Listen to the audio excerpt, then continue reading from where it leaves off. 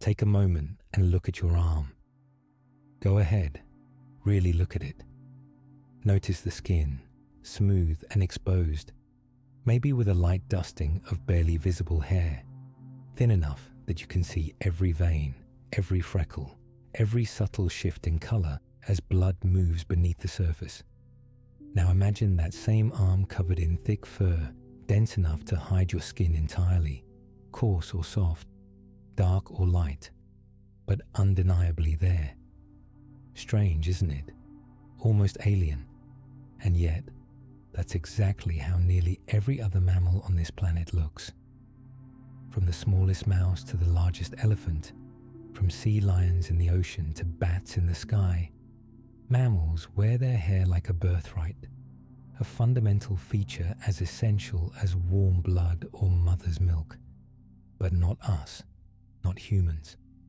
We stand naked in the mammalian world, our skin exposed to sun and wind and the curious stares of anyone paying attention. We're the odd ones out, the strange cousins at the family reunion who forgot to dress properly. And here's the thing, this nakedness, this lack of fur that seems so normal to us, so unremarkable that we barely think about it, is actually one of the most peculiar and fascinating evolutionary developments in the entire animal kingdom. It's a mystery that has puzzled scientists for over a century, sparked heated debates, launched controversial theories, and forced us to reconsider what we think we know about our own origins. Tonight, we're going to dive deep into that mystery. We're going to explore the leading theories, the wild speculation, the hard science, and the ongoing debates about why humans lost their fur, or more accurately, why we never really lost it at all, but transformed it into something so fine and sparse that we might as well be naked. If this is something that helps you relax, you could help me out by liking the video and subscribing to the channel. Now lay back and relax. We'll journey through time, back millions of years to when our ancestors were still covered in proper primate fur, and we'll trace the evolutionary path that led to the bare-skinned, sweaty, peculiar creatures we are today. This isn't just about hair. It's about climate and disease, about running and hunting, about sex and social status, about fire and clothing and the complex feedback loops that make evolution so endlessly fascinating. It's about aquatic apes and savanna sprinters, about parasites and persistence, about genetic evidence written in the DNA of lice, and about the simple, profound question of why you can see the skin on your arms right now. So settle in. Dim the lights if you want. Let your mind wander back through time, back to the African plains and coastal waters, back to a world where our ancestors were making the slow, strange transition from furred primates to naked apes. And let's begin with the most fundamental question of all. What exactly are we dealing with here? The naked ape phenomenon. When zoologist Desmond Morris published his groundbreaking book, The Naked, Up, in 1967, he wasn't being poetic. He was being literal. Humans are, by any reasonable standard, naked apes. Strip away our clothes, our cultural adornments, our carefully cultivated hairstyles, and what you're left with is an ape with almost no fur. Oh sure, we have hair. Plenty of it in specific places. The top of our heads, our armpits, our pubic regions, scattered across our bodies in varying densities depending on genetics, hormones, and individual variation. But compared to our closest relatives, the chimpanzees and bonobos, we're practically hairless. A chimpanzee has somewhere between 3 and 5 million hairs covering its body. The density varies by region, but on average, you're looking at several hundred to over 1,000 hairs per square centimeter in many areas. That's a proper coat, a thick covering that provides insulation, protection from the sun, cushioning against impacts, and a barrier against biting insects. It's what you'd expect from a mammal. What evolution has provided to countless species across millions of years. Now look at a human. We actually have roughly the same number of hair follicles as a chimpanzee, sometimes even more. But here's the crucial difference.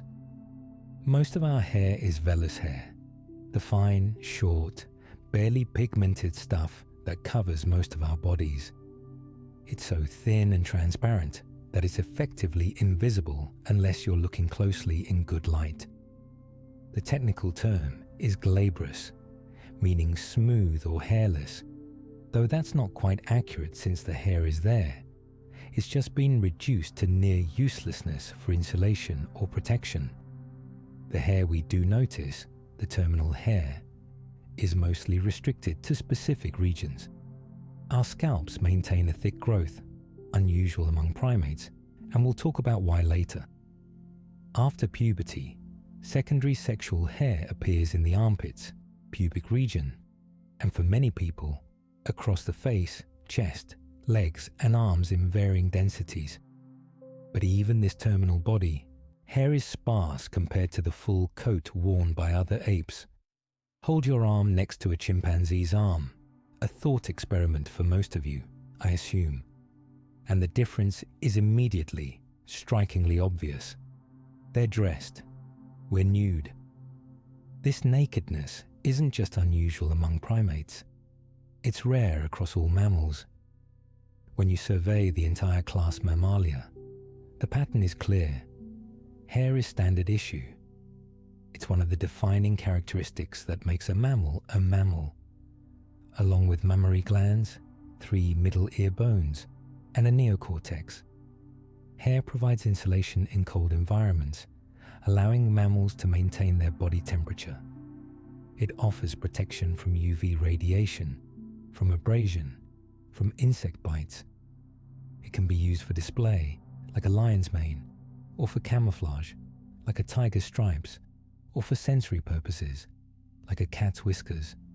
It's useful. Evolution doesn't eliminate useful traits without good reason. And yet, here we are, walking around in what amounts to our underwear compared to the rest of the mammalian world. This requires explanation.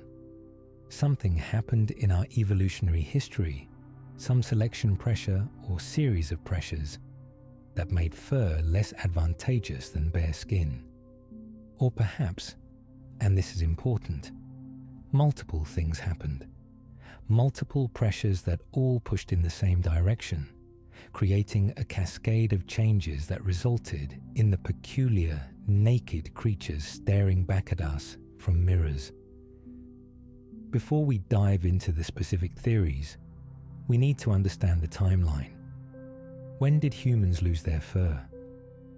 This is trickier than you might think because soft tissue like hair doesn't fossilize well. We can't just dig up an ancient human ancestor and check if they were hairy. Instead, we have to use indirect evidence, and one of the most clever pieces of evidence comes from an unexpected source. Lice. Yes, lice. Those tiny parasites that have been tormenting humans for millennia.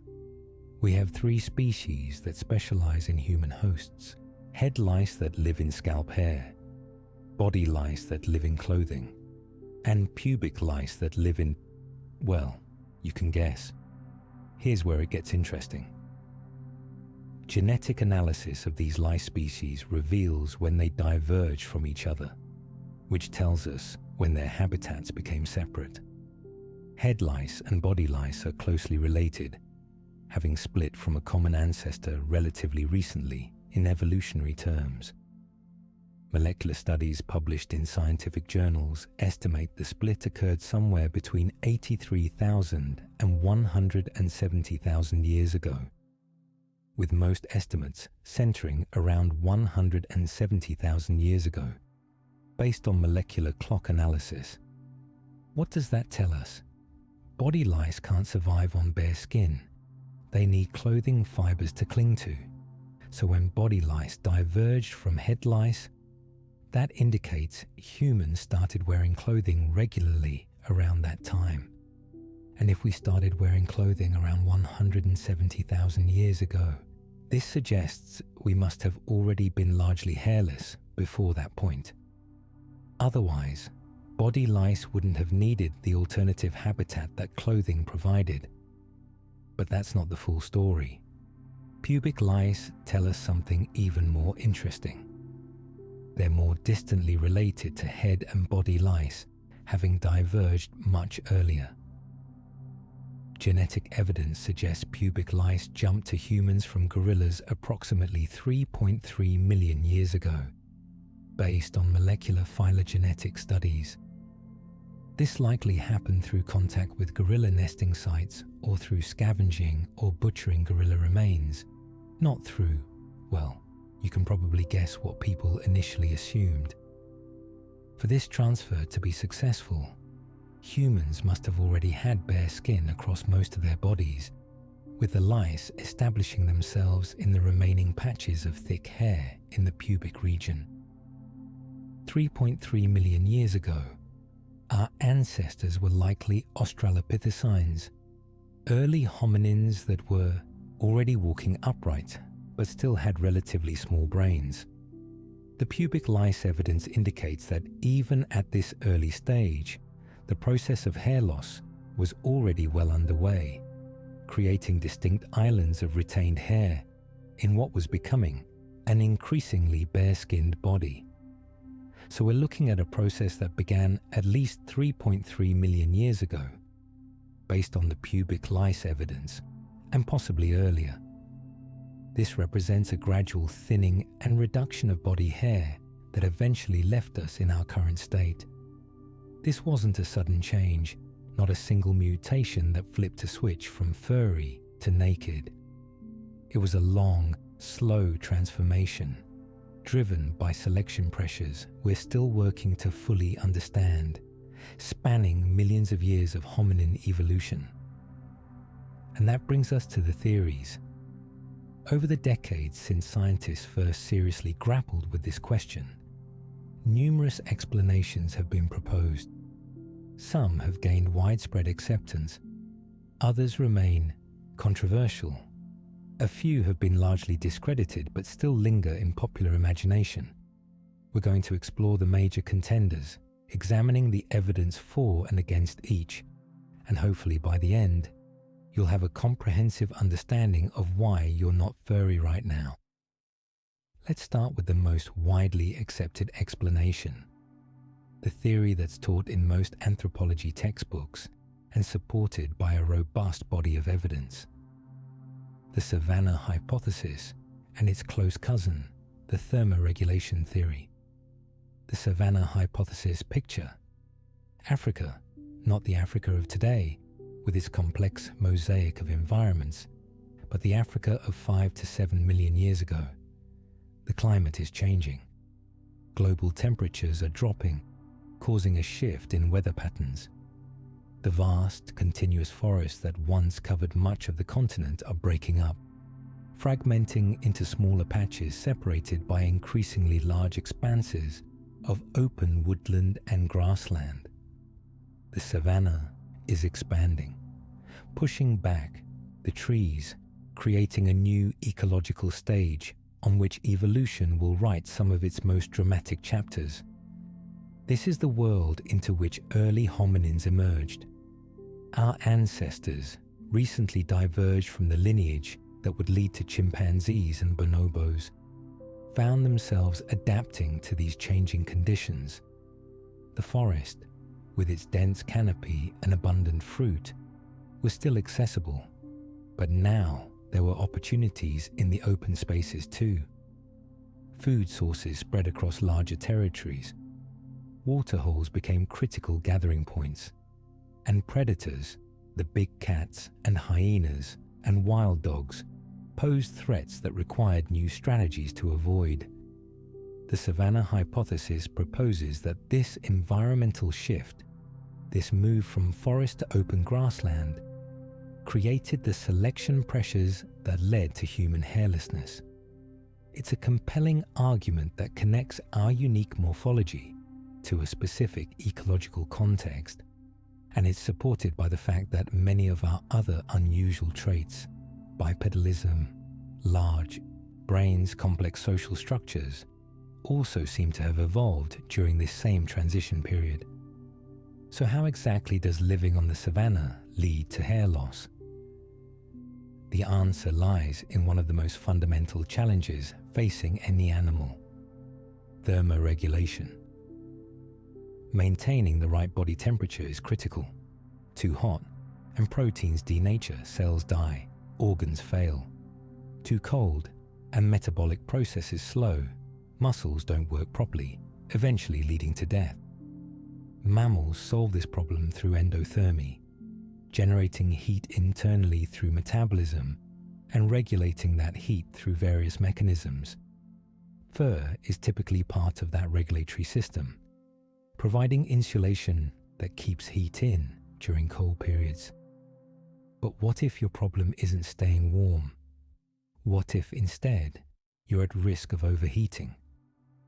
This is where the savanna becomes relevant.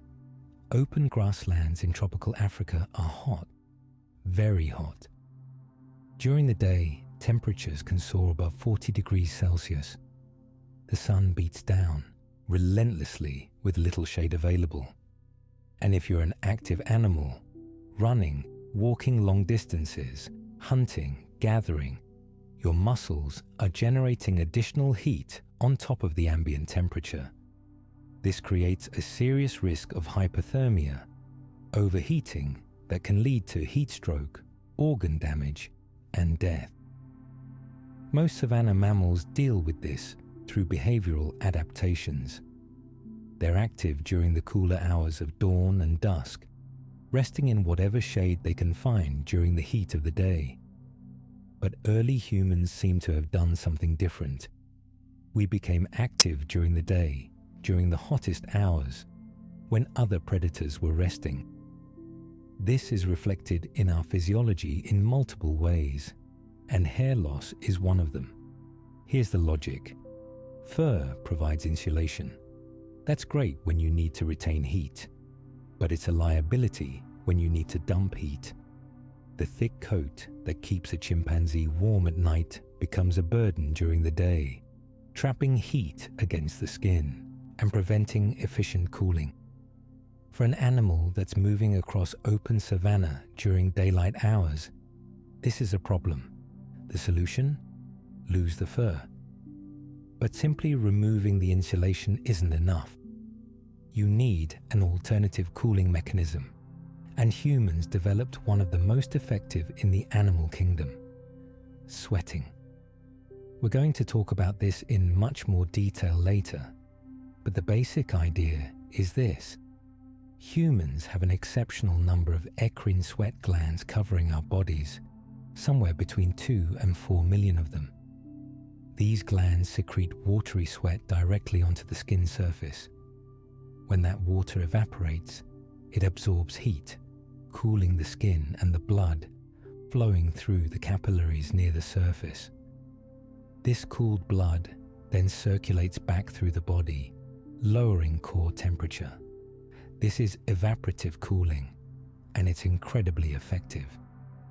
But here's the crucial point.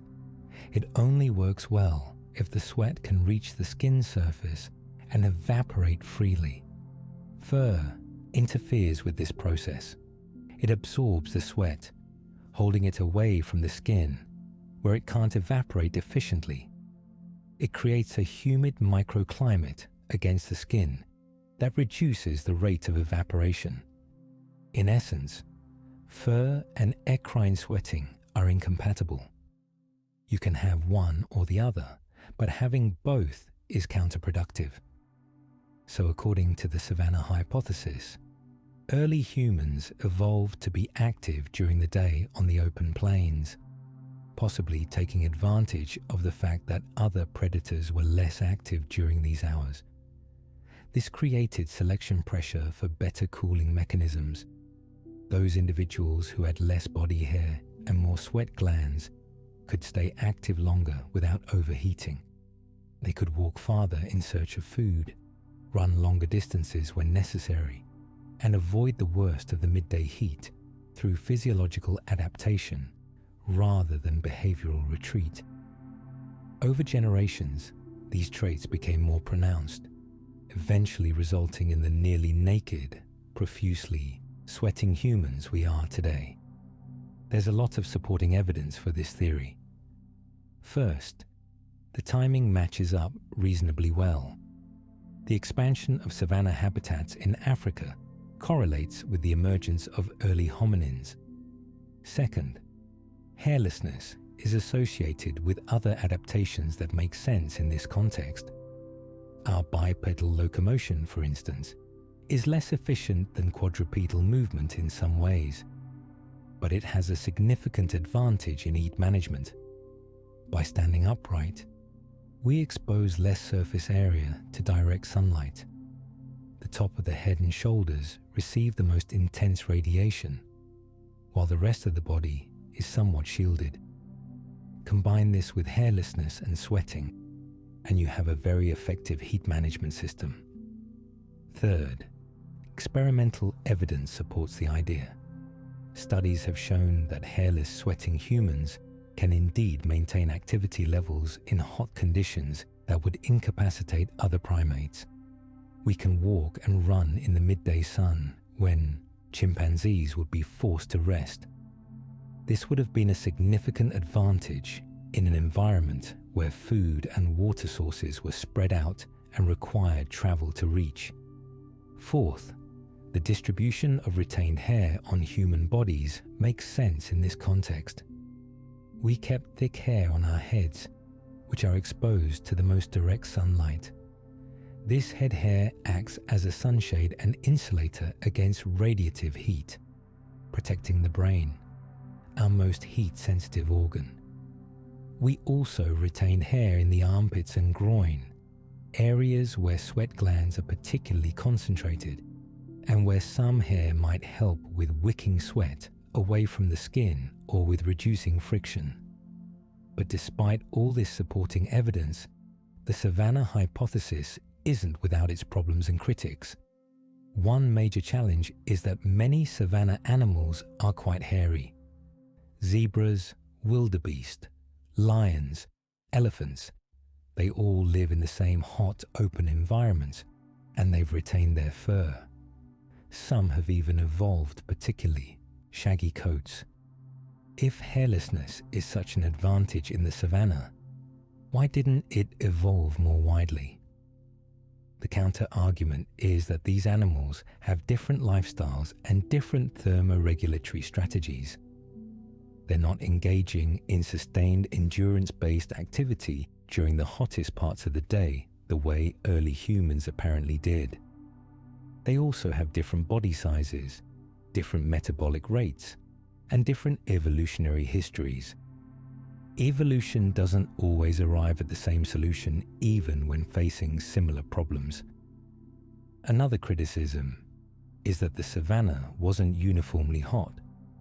Nights can be quite cold in tropical grasslands.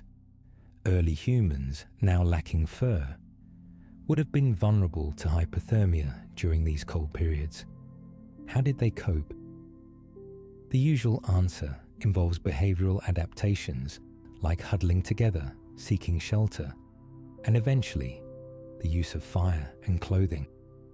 But this raises questions about whether hair loss could have occurred before these cultural adaptations were in place. Could early hominins really survive the cold savanna nights while naked? Recent research has added nuance to the savanna hypothesis. It turns out that early human evolution wasn't simply a story of moving from forest to grassland. The environment was more complex, with early hominins likely utilizing a variety of habitats: forest patches, woodland, riverine environments, and yes, open grassland.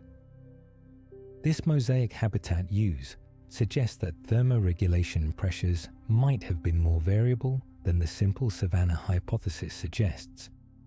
Maybe hair loss wasn't just about adapting to one environment, but about adapting to a range of environments the required flexibility in thermoregulation strategies. There's also the question of sexual dimorphism. In humans, males and females show somewhat different patterns of body hair distribution and density, particularly after puberty. If hair loss was purely about thermoregulation, we might expect similar patterns in both sexes. The fact that there are differences suggests that other factors, possibly sexual selection, also played a role. We'll explore this idea more later. Despite these complications and criticisms, the savanna hypothesis remains the leading explanation for human hairlessness in scientific circles. It's well supported by evidence, it makes logical sense, and it fits with what we know about human evolution more broadly. But it's almost certainly not the complete story. Evolution rarely has just one explanation for a complex trait. More likely, hair loss was driven by multiple factors that reinforced each other, creating a strong and sustained selection pressure. And that brings us to one of the most controversial, most hotly debated, and most publicly fascinating alternatives to the savanna hypothesis. A theory that proposes our hairlessness didn't evolve on the plains at all, but in a radically different environment. One where our ancestors weren't running through grass, but swimming through water. Welcome to the aquatic ape theory. The aquatic ape theory. Let me be clear from the start. The aquatic ape theory, sometimes called the aquatic ape hypothesis, is not mainstream science. It's not taught in university anthropology courses, except perhaps as an example of how controversial ideas can gain public traction despite lacking scientific support. Most paleoanthropologists and evolutionary biologists dismiss it, some politely, others with barely concealed irritation. And yet, it refuses to die. It keeps coming up in popular discussions of human evolution. It has passionate advocates, and honestly, it raises some genuinely interesting questions, even if its answers are probably wrong. So what is it? The aquatic ape theory proposes that during a key period in our evolutionary history, somewhere between 6 and 8 million years ago, our ancestors went through a semi-aquatic phase. According to this theory, early hominins spent significant amounts of time in water, wading, swimming, and diving in coastal areas, rivers, or lakes. This aquatic lifestyle, the theory suggests, explains many of the unusual features of human anatomy and physiology that seem odd for a terrestrial ape, including our hairlessness. The theory was first proposed in 1960 by marine biologist Alistair Hardy in an article in The New Scientist.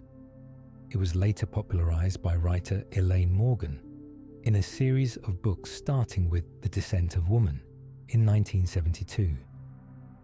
Morgan was frustrated by what she saw as male-centered narratives in evolutionary biology and proposed the aquatic ape theory partly as an alternative that gave females a more central role. She argued passionately and prolifically for the idea over several decades, and her books introduced the concept to a wide popular audience.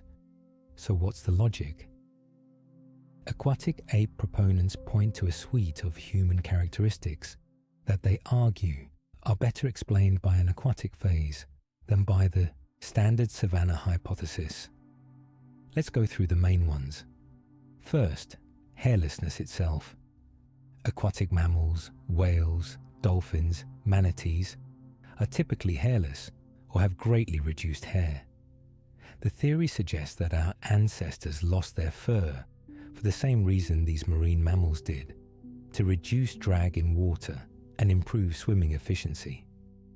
Hair creates turbulence and slows movement through water. A smooth, streamlined body moves faster and with less energy expenditure. Second, the pattern of hair retention. Aquatic ape advocates note that we retain thick hair on our heads, and they point out that this hair follows the water flow over a swimming body, streamlining it. They also note that human head hair is unusually long compared to other apes, and suggest this might have provided a handhold for infants clinging to their mothers while swimming, similar to how baby sea otters cling to their mother's fur. Third, subcutaneous fat. Humans are unusual among primates in having a thick layer of fat directly beneath our skin. This subcutaneous fat layer is something we share with aquatic mammals like whales and seals, which use it for insulation in cold water. Chimpanzees and other apes don't have this layer. Instead, any fat they store is deposited around organs or in specific locations. The theory suggests our subcutaneous fat evolved as insulation for an aquatic lifestyle. Fourth, breathing control. Humans have exceptional voluntary control over our breathing, much more so than other apes. We can hold our breath for extended periods, with trained individuals managing several minutes. We can also control the rate and depth of our breathing with precision, something necessary for speech, but also for diving. Aquatic ape proponents suggest this control evolved for diving and swimming. It's a compelling list, isn't it? When you hear all these points together, especially if you're not familiar with the scientific counter-arguments, it can sound quite convincing. And that's exactly why the aquatic ape theory has had such staying power in popular culture. It tells a neat, tidy story that seems to explain a lot of puzzling human traits with a single, dramatic scenario. But here's the problem. When you examine each of these points carefully, in light of evolutionary biology, comparative anatomy, and the fossil record, they fall apart. Let's start with hairlessness in aquatic mammals. Yes, whales and dolphins are hairless, but seals, sea lions, and sea otters are not. They're fully aquatic or semi-aquatic, spending most of their time in water, and yet they've retained thick fur coats. Sea otters, in particular, have the densest fur of any mammal, up to 140,000 hairs per square centimeter. This fur is critical for their thermoregulation in cold water, so hairlessness is not a universal adaptation to aquatic life. Whether hair is retained or lost in aquatic species depends on other factors, particularly the temperature of the water, the size of the animal, and how much time is spent in the water versus on land. The pattern of hair retention on humans doesn't actually make sense for aquatic adaptation. If head hair was meant to streamline water flow, it would be slicked back, not free-flowing. And the idea that long hair served as a handhold for infants is undermined by the fact that wet hair is slippery and would be a terrible handhold. Primate infants cling to their mothers using their hands and feet, gripping fur close to the body, not long flowing hair. Subcutaneous fat does exist in humans, but it's not the same as blubber in marine mammals. Marine mammal blubber is a specialized, dense, vascularized tissue that's very efficient at insulation. Human subcutaneous fat is less dense and less specialized. Moreover, we likely evolved this fat layer for reasons unrelated to water. Subcutaneous fat serves multiple functions: energy storage, cushioning, and yes, some insulation, but mainly against air. Temperature variations, not water. The timing of when this fat layer evolved is also uncertain, but it might have been relatively recent, well after any hypothetical aquatic phase. Breathing control in humans is indeed exceptional, but it's most parsimoniously explained by the demands of speech. Speaking requires precise control over exhalation, managing airflow to produce the complex sounds of human language. This is a much more direct and evidence-selective pressure than occasional diving, Many terrestrial animals also have good breath control without being aquatic. The diving reflex is interesting, but not unique to humans or aquatic mammals. Many terrestrial mammals show some version of it, including other primates. The fact that it's pronounced in human infants isn't necessarily evidence of aquatic adaptation. Many mammalian infants show reflexes that don't persist into adulthood and don't reflect the adult lifestyle. Bipedalism arising from wading is a creative idea, but it doesn't fit the fossil evidence. The earliest evidence of bipedalism in hominins predates any evidence of coastal living. Moreover, wading doesn't create the same biomechanical demands as walking on land.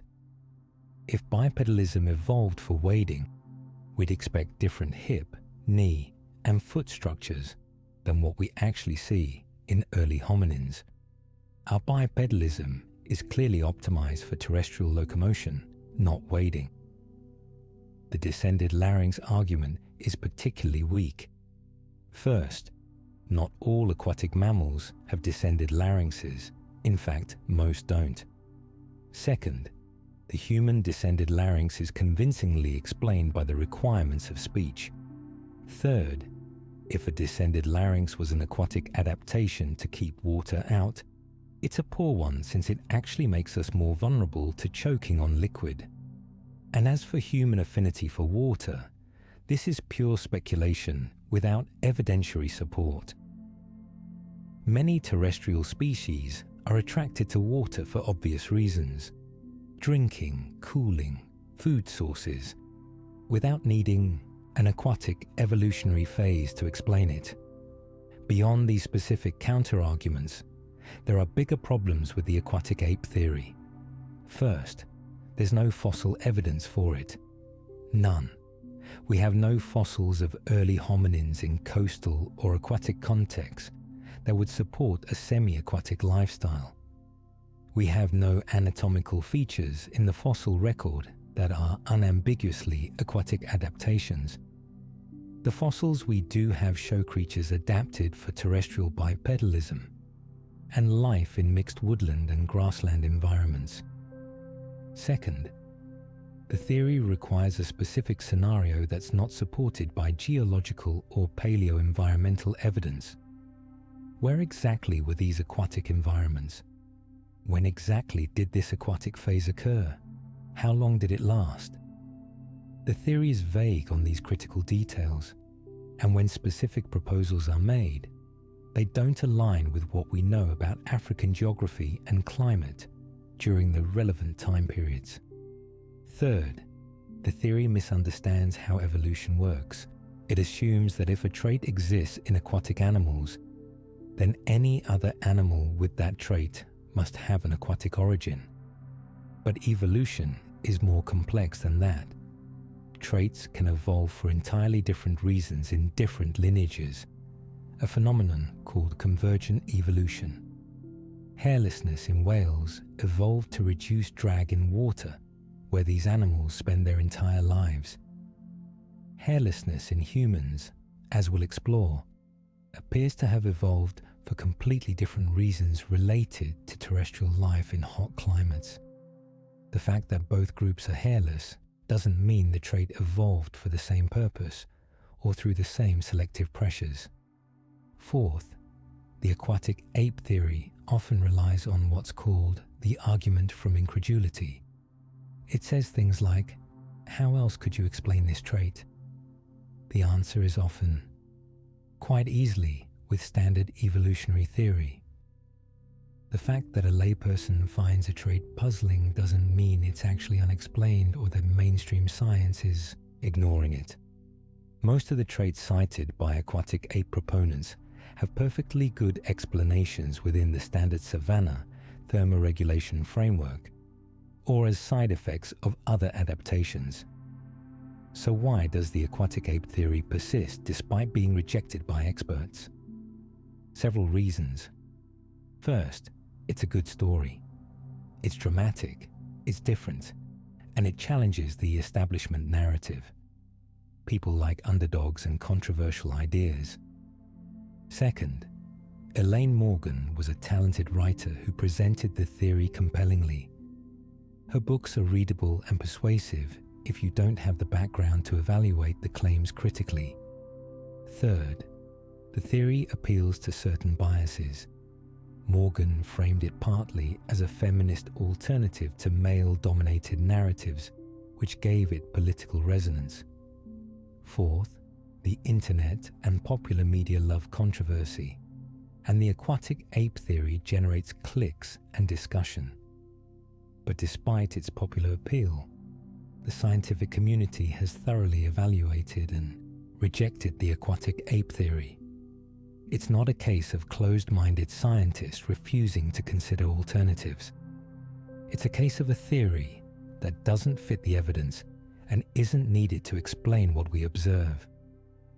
The standard explanations for human hairlessness, centered on thermoregulation and savanna adaptation, are well supported, parsimonious, and consistent with the broader picture of human evolution. That said, exploring the aquatic ape theory isn't a complete waste of time. It reminds us to question our assumptions and to think critically about evidence. It highlights genuinely interesting features of human biology, even if it doesn't correctly explain them. And it demonstrates how important it is to distinguish between what sounds plausible and what's actually supported by rigorous scientific investigation. With the aquatic ape theory addressed and set aside, let's move on to another fascinating explanation for human hairlessness, one that's grounded in solid evolutionary biology and focuses on a threat that all furred animals face, but that we often overlook: parasites. Imagine being covered in thick fur right now. It sounds cozy at first, doesn't it? Natural insulation, built-in protection, never being cold.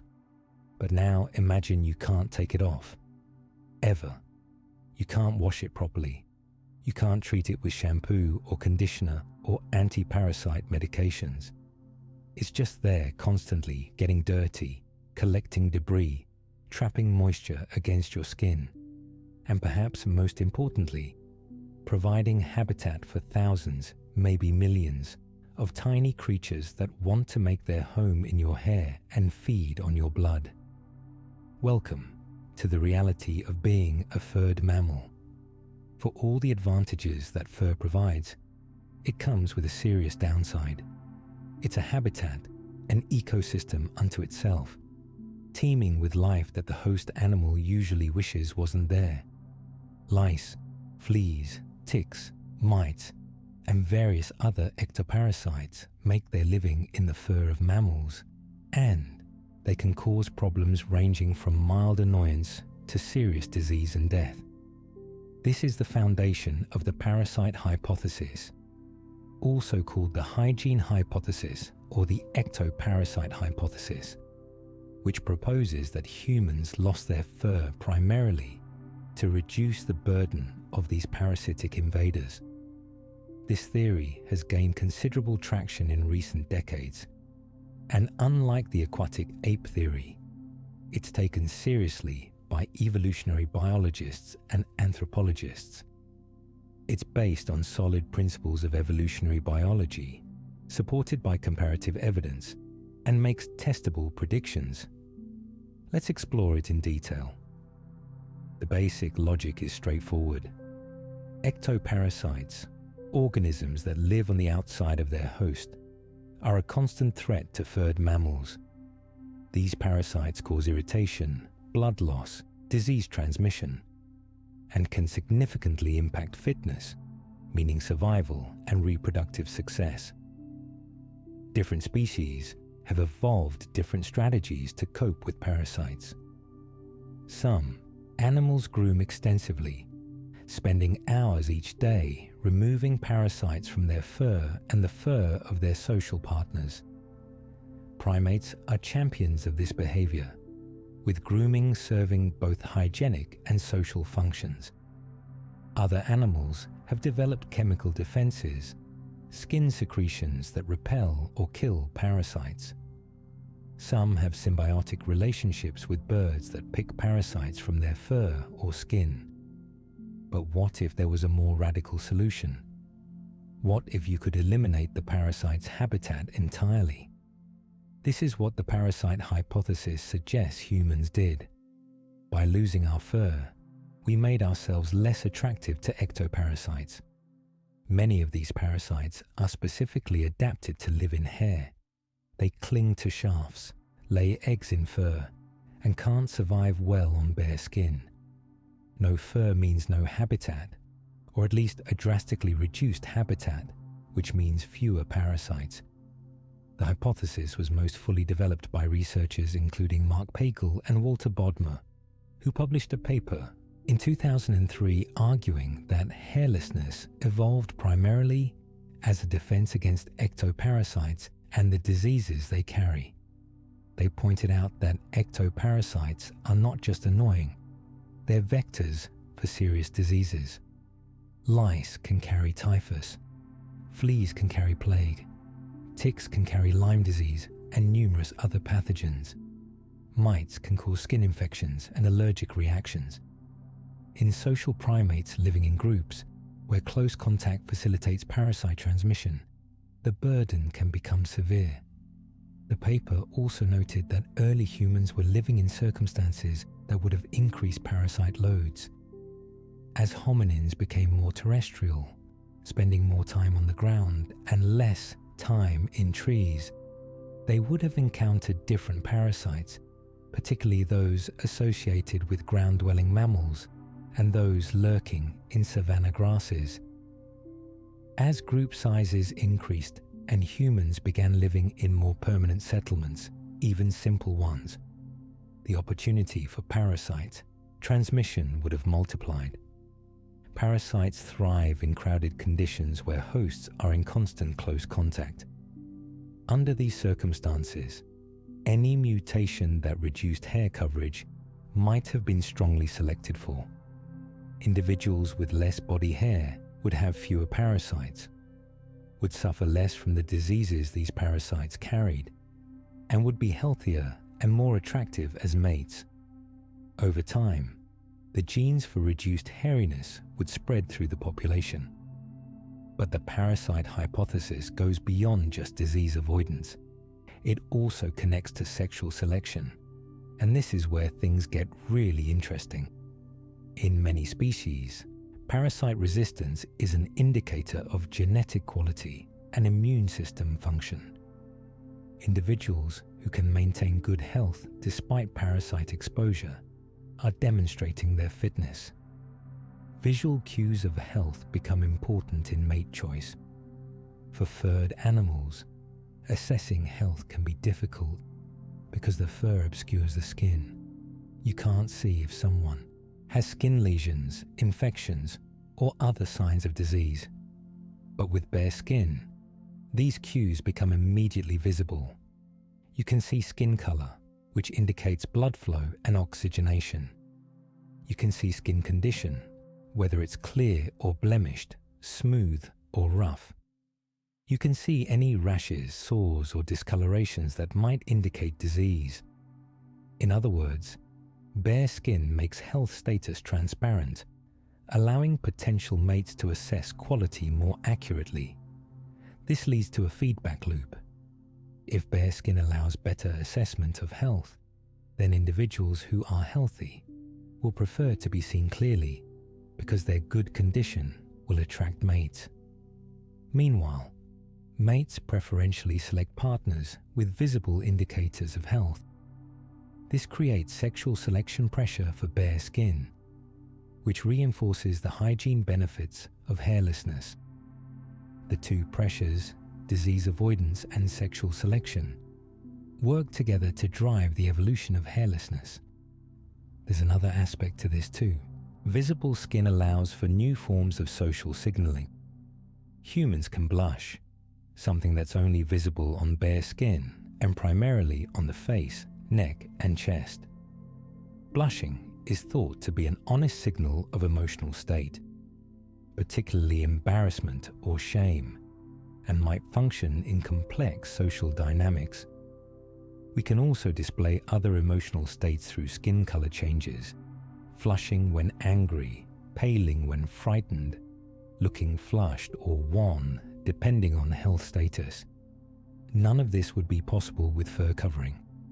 So the parasite hypothesis suggests that hairlessness evolved through a combination of direct health benefits, reduced parasite load and disease transmission, and indirect benefits through sexual selection and social signaling. The theory is elegant and plausible, but what's the evidence? First, there's comparative evidence from other species. Several mammals have evolved reduced hair in response to parasite pressure. The naked mole rat, for instance, lives in underground colonies and has almost no hair. While this is usually attributed to thermoregulation in their environment, some researchers have suggested parasite pressure plays a role too. More relevantly, several breeds of domestic dogs and cats have been selected for hairlessness, and owners often note reduced flea and tick problems in these animals compared to their furred counterparts. Second, there's evidence that humans retain hair in specific locations that might relate to parasite signaling. The thick hair on our heads, in our armpits, and in the pubic region might serve as sentinel areas, because these are the only places where human body lice can still establish populations. Observing these areas allows for easy detection of infestation. In other words, instead of parasites being distributed across the entire body, where they'd be hard to find and remove, they're concentrated in a few areas where they can be easily monitored and dealt with. Third, humans have a strong, disgust response to ectoparasites and signs of infestation. We're viscerally repulsed by lice, fleas, and ticks in ways that go beyond simple annoyance.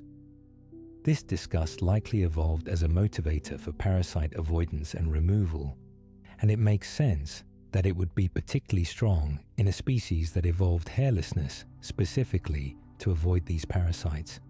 Fourth, there's the lice evidence we mentioned earlier, the fact that human body lice evolved relatively recently and are dependent on clothing, while head and pubic lice are ancient lineages, supports the idea that body hair loss occurred long ago and was sufficiently complete that body lice couldn't survive on bare skin until humans invented clothing that provided an alternative habitat. Fifth, studies of modern humans showed that people with more body hair do tend to have higher ectoparasite loads when exposed to these parasites, though this is admittedly difficult to study ethically and systematically in modern populations where parasite exposure is generally low. However, like any hypothesis, the parasite theory has its challenges and critics. One major question is whether parasite pressure alone will be sufficient to drive such a dramatic change as complete hair loss. Primates have dealt with ectoparasites for millions of years through grooming behavior, which is highly effective.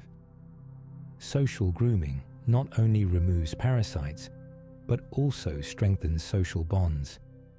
Why would humans abandon this tried and true method in favor of the radical solution of losing all their hair? The counter-argument is that grooming, while effective, is time-consuming. Primates can spend several hours per day grooming. For early humans who were expanding their range, increasing their group sizes, and developing more complex technologies and social structures, this time might have been better spent on other activities. Reducing the need for grooming through hairlessness would free up time for other fitness-enhancing behaviors like foraging, tool-making, or social interaction beyond simple parasite removal. Another criticism is that hairlessness creates its own problems. Without fur, skin is directly exposed to sun, potentially causing sunburn and skin cancer. it's exposed to abrasion, cuts, and scrapes. And in cold environments, bare skin loses heat rapidly, creating a thermoregulation problem. So even if parasite pressure favored hairlessness, these countervailing pressures might have prevented it from evolving unless other solutions, like clothing and shelter, were already in place or evolved simultaneously. The response to this is that the benefits might have outweighed the costs, particularly if early humans were mostly in tropical environments where cold exposure was minimal, and if they already had some behavioral adaptations like seeking shade during the hottest parts of the day. As for cuts and abrasion, human skin is actually quite tough, and we heal remarkably well. And skin cancer, while serious, typically affects reproductive success less than the infectious diseases carried by ectoparasites, because cancer usually manifests later in life, after prime reproductive years. There's also the question of timing and geography. If parasite pressure drove hairlessness, we'd expect this to have evolved in regions and time periods with high parasite loads. This fits reasonably well with the African origin of hairlessness, as tropical Africa certainly has no shortage of ectoparasites. But it raises questions about what happened when humans eventually migrated to colder climates with lower parasite burdens.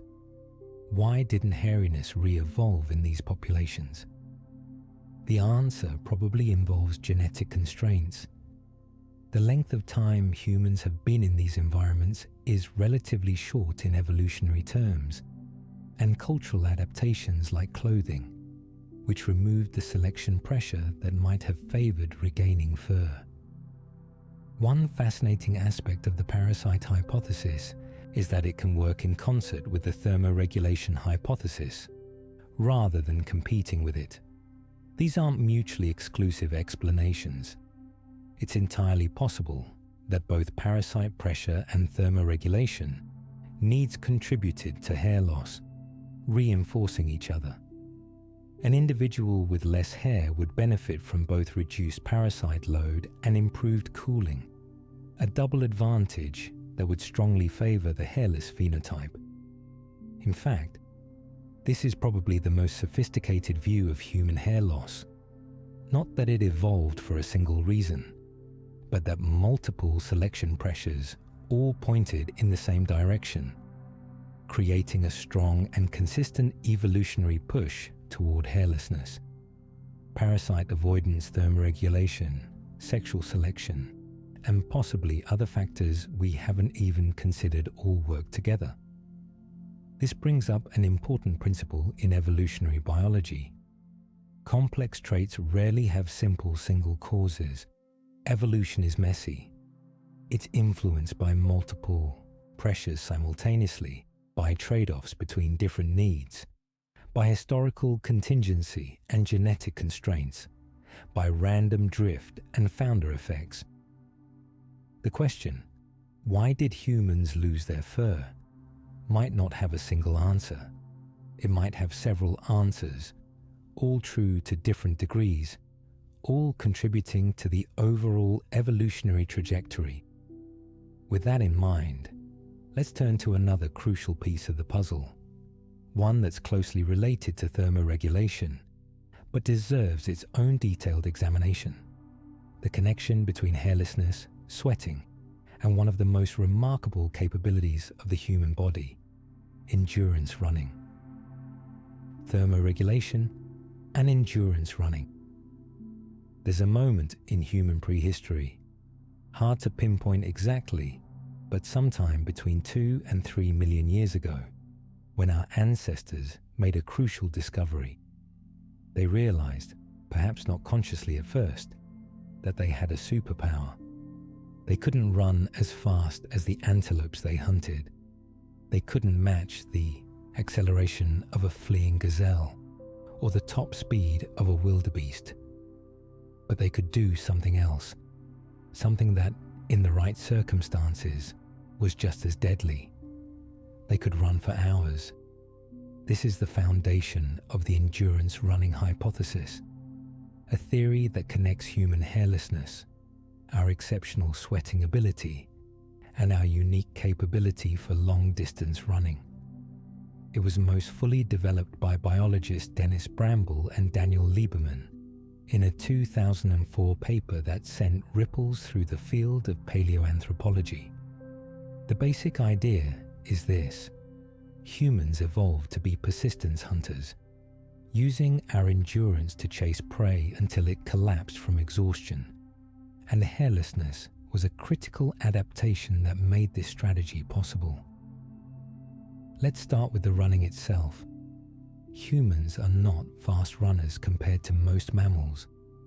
Usain Bolt, the fastest human ever timed, reached a top speed of about 44 kilometers per hour during his world record 100-meter sprint. That's impressive for a human. But a domestic cat can hit 48 kilometers per hour. A greyhound can reach 70 kilometers per hour. An antelope can hit 80. If speed was all that mattered in hunting, humans would be hopeless predators. But here's where it gets interesting. In terms of endurance, humans are extraordinary.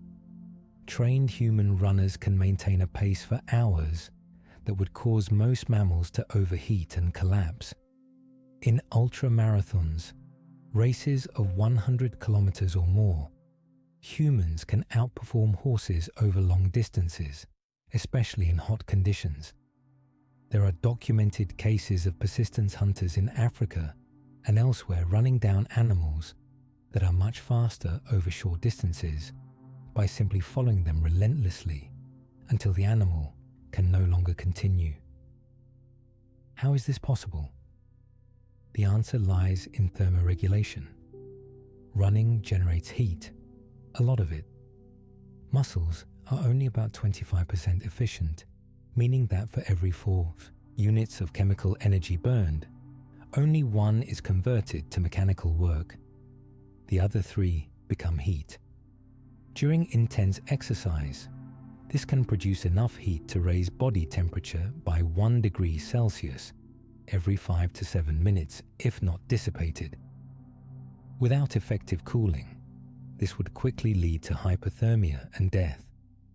Most mammals cool themselves through panting. When a dog runs, it breathes rapidly and shallowly, evaporating water from its tongue and respiratory passages. This is effective, but it has limitations. Panting requires rapid breathing, which uses energy and interferes with the breathing patterns needed for running. It's hard to run and pant at the same time, at least for sustained periods.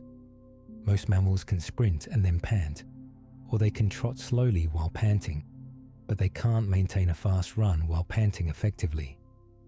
Humans don't pant.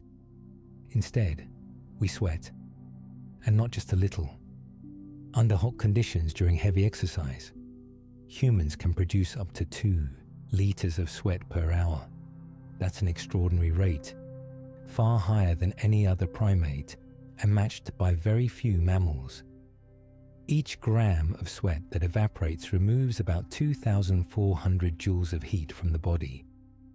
Over an hour, 2 liters of evaporating sweat can dissipate nearly 5 million joules of heat, enough to prevent the dangerous temperature rise that running generates. But remember what we discussed earlier. Sweating only works if the sweat can evaporate from the skin surface. Fur interferes with this. It holds sweat away from the skin, absorbs it, and creates a humid microclimate that slows evaporation. This is why furry animals can't use evaporative cooling from skin sweat effectively. For humans to become the profuse sweaters we are, we first had to lose our fur. The endurance running hypothesis proposes that these 2 adaptations, hairlessness and equine sweating, co-evolved as part of a suite of traits that allowed humans to hunt using persistence. The scenario goes something like this. Early humans on the African savanna needed protein. Hunting provided protein.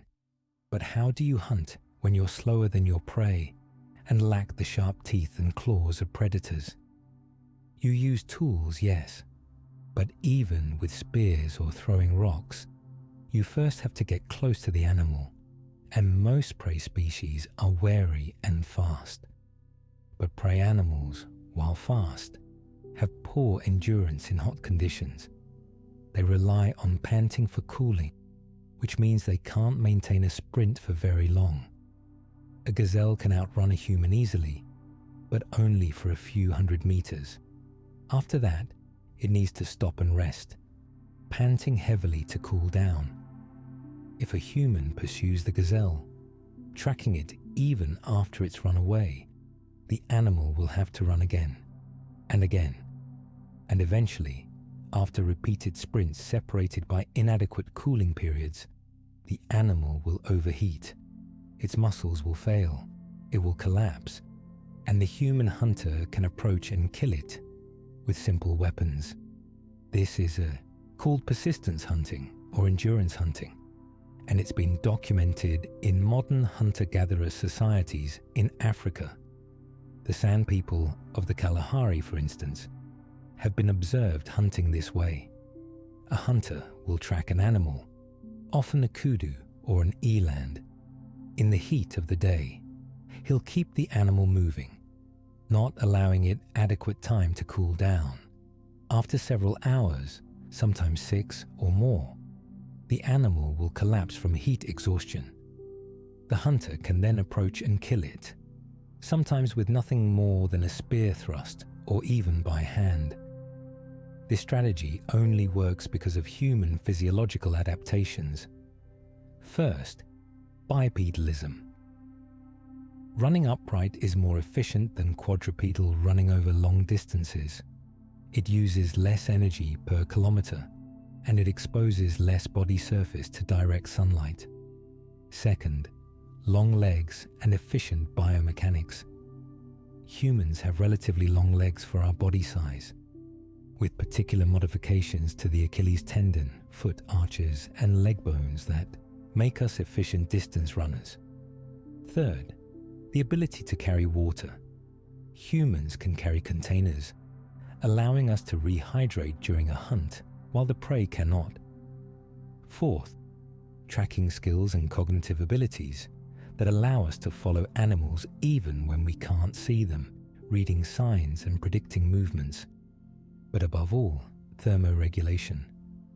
The combination of hairlessness, equine sweating, and behavioral strategies like hunting during the hottest part of the day when other predators rest gives humans a decisive advantage. We can keep going when our prey cannot. We can maintain activity in conditions that force other animals to seek shade and rest. The evidence for this hypothesis is multifaceted. Anatomically, humans have numerous adaptations for running that appear in the fossil record around the time of Homo erectus, about 2 million years ago. These include a larger gluteus maximus muscle, the big muscle in your buttocks that's critical for stabilizing the trunk during running. We have a neutral ligament, a ligament in the neck that other apes lack, which helps stabilize the head during the up and down motion of running. We have relatively long legs, short toes, and robust heel bones, all features that improve running efficiency. We also have features that are specifically useful for distance running but not for walking. The Achilles tendon, for instance, acts as a spring during running, storing and releasing energy with each stride. This is crucial for efficient running but provides less benefit during walking. The fact that we have this adaptation suggests running was important enough to shape our evolution. Physiologically, as we've discussed, humans have exceptional sweating capacity. We have between 2 and 4 million eccrine sweat glands distributed across our bodies, far more than any other primate. Chimpanzees have eccrine glands too, but they're much less numerous and less productive. This difference suggests strong selection for enhanced sweating in the human lineage. Comparative evidence also supports the hypothesis. When researchers have compared human running performance to that of other mammals, particularly in hot conditions, humans perform exceptionally well over long distances. In moderate temperatures, horses can outrun humans over long distances, but in hot conditions, above 30 degrees Celsius, humans can match or exceed horses in endurance. Against most prey animals, humans have a decisive advantage in any sustained chase in the heat. There's also ethnographic evidence from persistence hunting practices in modern populations. While not common today, persistence hunting has been documented in several cultures, suggesting it's within the range of human capabilities and strategies. The fact that it's possible and effective supports the idea that it might have been important in our evolutionary past. However, critics of the endurance running hypothesis raise several points. First, is there evidence that early humans actually engaged in persistence hunting? The fossil and archaeological records don't directly show hunting methods. We have stone tools, animal bones with cut marks, but these don't tell us how the animals were killed. They might have been scavenged, trapped, ambushed, or killed through other methods. The response is that absence of direct evidence doesn't mean the behavior didn't occur. Hunting strategies leave little archaeological trace. Moreover, the anatomical and physiological evidence for running adaptations is strong, suggesting that running was important for something, even if we can't prove definitively what that something was.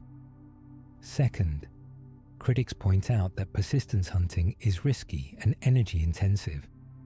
It requires running for hours in hot sun, burning enormous numbers of calories with no guarantee of success.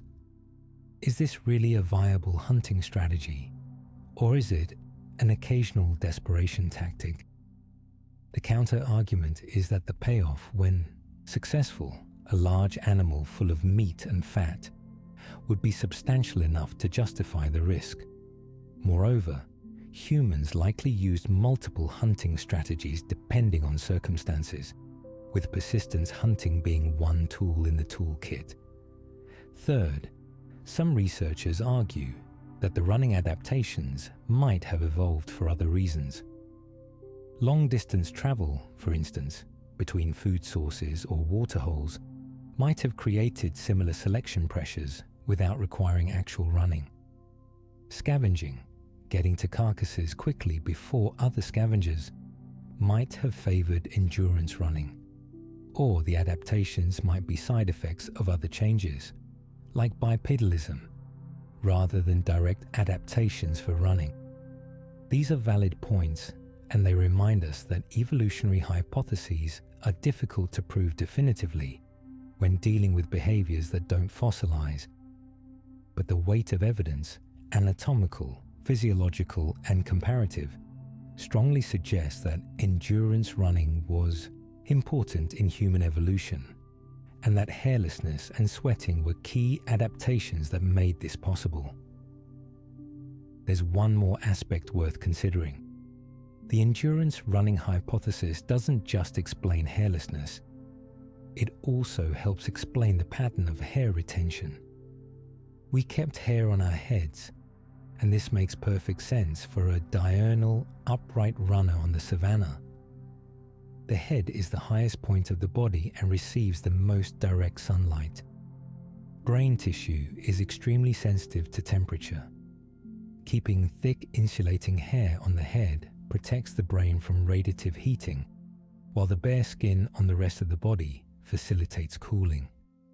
We also kept pubic and axillary hair, and this might relate to scent glands in these areas. Apocrine sweat glands, different from the eccrine glands used for cooling, are concentrated in the armpits and groin. They produce a thicker, oily sweat that bacteria metabolize to create body odor. This odor might have served signaling functions, marking identity, status, or reproductive state. Retaining hair in these areas might help disperse these scent signals. So the endurance running hypothesis provides a comprehensive explanation for human hairlessness that ties together thermoregulation, hunting ecology, anatomical adaptations, and physiological capabilities. It's probably part of the full story, along with parasite pressure and sexual selection, all working together to create the naked, sweaty, surprisingly effective distance runners that we are. Speaking of sexual selection, it's time we address that directly. Because while thermoregulation and parasite avoidance provide functional explanations for hairlessness, they don't fully explain the patterns of variation we see between individuals and between sexes. For that, we need to consider the role of mate choice and social signaling. Sexual selection and social signaling evolution. By natural selection, as Darwin described it, is about survival. Traits that help organisms survive to reproductive age increase in frequency. But Darwin recognized early on that survival wasn't the whole story. Some traits seem to decrease survival, like the peacock's elaborate tail, which is heavy, conspicuous to predators, and energetically costly to produce. Why would such traits evolve? Darwin's answer was sexual selection. Evolution driven not by survival advantages, but by mating advantages. Sexual selection comes in two forms. First, intrasexual selection, competition within one sex, usually males, for access to the other sex. This leads to traits like large body size, weapons such as antlers or tusks, and aggressive behavior. Second, intersexual selection, choice by one sex, usually females, of mates from the other sex. This leads to traits that make individuals attractive, like bright colors, complex songs, or elaborate displays. In humans, both forms of sexual selection have been important, but intersexual selection, mate choice, seems particularly relevant to our discussion of hairlessness. The patterns of body hair distribution in humans, the differences between males and females, and the variation between individuals all suggest that hair or its absence has been shaped partly by mate choice. Let's start with the obvious. Humans are sexually dimorphic in hair distribution. Before puberty, boys and girls have similar patterns of body hair, mostly just vellus hair across the body and terminal hair on the head.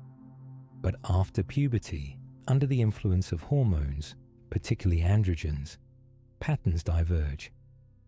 Males typically develop more body hair, with terminal hair appearing on the face, chest, back, arms, and legs. The density and distribution vary enormously between individuals and populations, but on average, postpubertal males are hairier than females. Females, meanwhile, retain less body hair. They develop some terminal hair in the pubic region and underarms, but usually maintain the fine vellus hair across most of the body that characterize their childhood. Again, there's enormous individual variation, but the average pattern is less body hair than males. This dimorphism suggests sexual selection has been at work. If hair distribution was purely about thermoregulation or parasite resistance, we'd expect males and females to have similar patterns since both face similar thermoregulatory and parasite challenges. The fact that they differ suggests that hair serves some sexually selected function as a signal of sex, maturity, or quality. One possibility is that hairiness in males signals testosterone levels and, by extension, masculine traits like strength, dominance, and genetic quality. Testosterone drives the development of secondary sexual characteristics, including body hair growth after puberty. It's metabolically expensive to maintain high testosterone levels, and it also suppresses certain immune functions. The logic suggests that only healthy males can sustain high testosterone without becoming vulnerable to disease. Body hair, which develops in response to androgens including testosterone, might therefore serve as an honest signal of male quality, essentially advertising good genes and robust health. From this perspective, females choosing mates might prefer moderately hairy males as an indicator of fitness. But there's a complication. Preferences for male body hair vary enormously across cultures and time periods. In some cultures, hairy chests are seen as masculine and attractive. In others, smooth skin is preferred.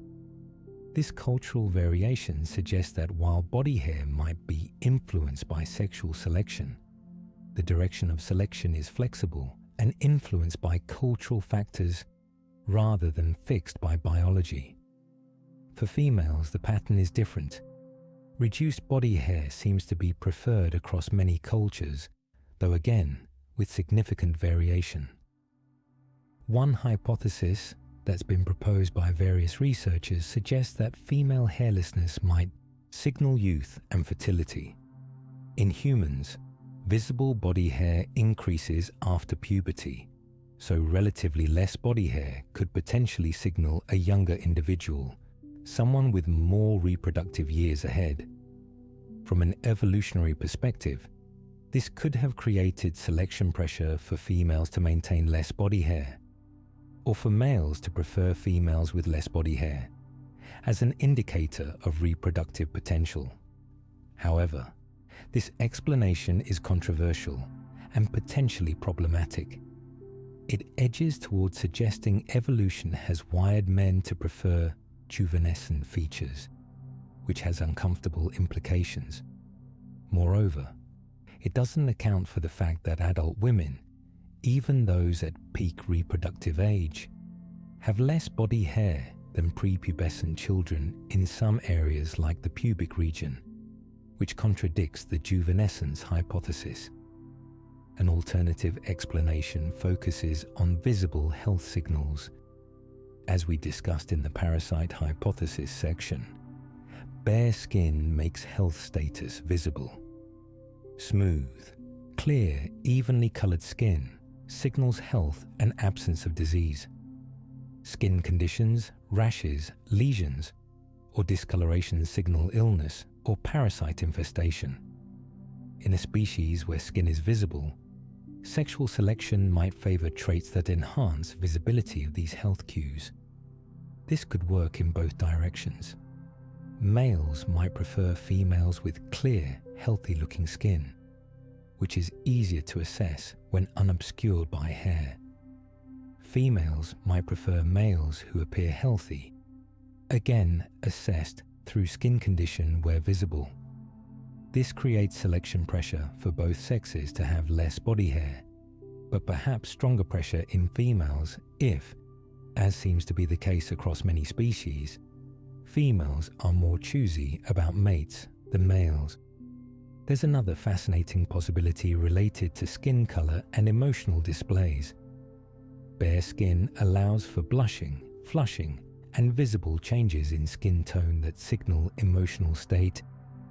Blushing in particular has been proposed as an honest signal of embarrassment or shame, which might function in social cooperation and reputation management. Individuals who can visibly display embarrassment might be seen as more trustworthy because they're showing they care about social norms and others' opinions. Flushing during anger, arousal, or exertion, and pallor during fear or illness also convey information.